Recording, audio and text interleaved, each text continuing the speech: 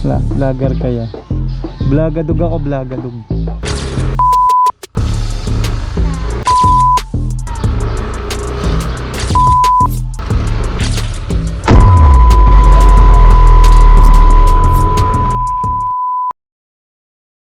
Yo, what is up mga kuys? Andito nga tayo ngayon sa Intramuros. At habang nasa Intramuros nga ako at hindi na nga nagtagal ay may pumasok na panibagong booking sa akin. Ang pick-up ay so yung pick-up niya ay sa Binondo.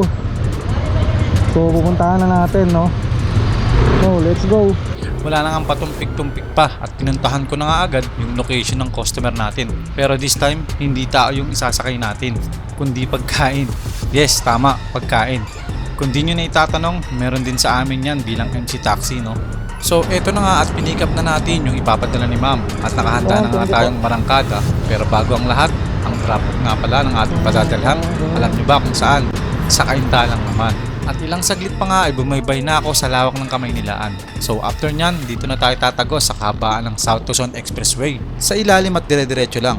Hanggang makarating nga tayo dito sa rotonda ng Loton at Service Road. At ating ang babaybayin ang kahabaan ng Service Road hanggang sa makarating tayo sa SM Bikutan. After nyan, kakaliwa na nga tayo patungo naman sa C6 dahil doon ang daan na itinuturo sa atin ng ating mapa. At sa sobrang luwag nga ng kahabaan ng C6 ay paspasan nga yung pagtakbo natin. At nang maihatid na nga natin ang ipinadala sa atin ay nagpahinga nga muna ako saglit dahil mahaba-haba yung biyahe natin na yun. At may napansin nga akong ilang mga bata na kanina pa tila natatawa sa akin. Siguro ngayon lang sila nakakita ng poging driver.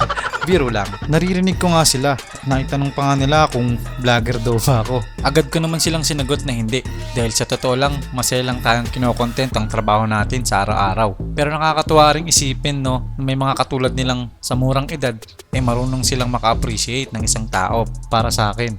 At sa pagkakataon nga na yon ay binuksan ko na yung aking camera. Bagamat hindi ko na nakuhanan yung mga sinasabi nila sa akin at ginagawa nila na nakakatuwa. Kasi alam kong mabubuting bata sila. Hindi man tayo yung inaakala nila pero nararamdaman ko sa kanila yung tuwa. Paano pa kung totoong sikat na vlogger na talaga yung nakasalamuha nila, di ba? So bilang ganti, miski mali sila ng inaakala sa atin, nakipag-peace bomb ako sa kanila. Tandaan na balang araw ay magiging inspirasyon ko sila sa sayang na idulot nila sa akin.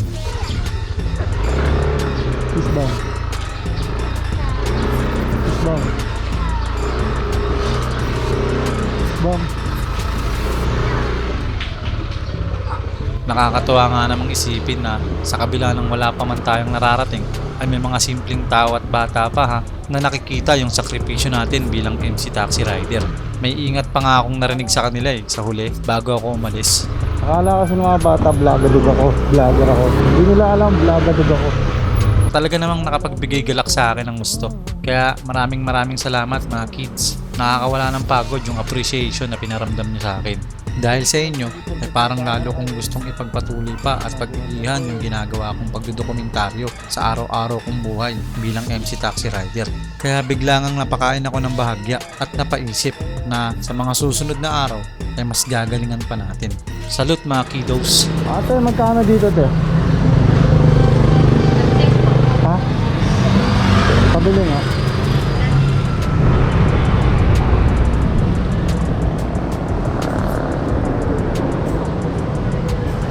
Hanggang dito na lang mga kuys at sana'y suportahan nyo pa rin ako sa mga kwentong MC Taxi Rider sa araw-araw. Maraming salamat.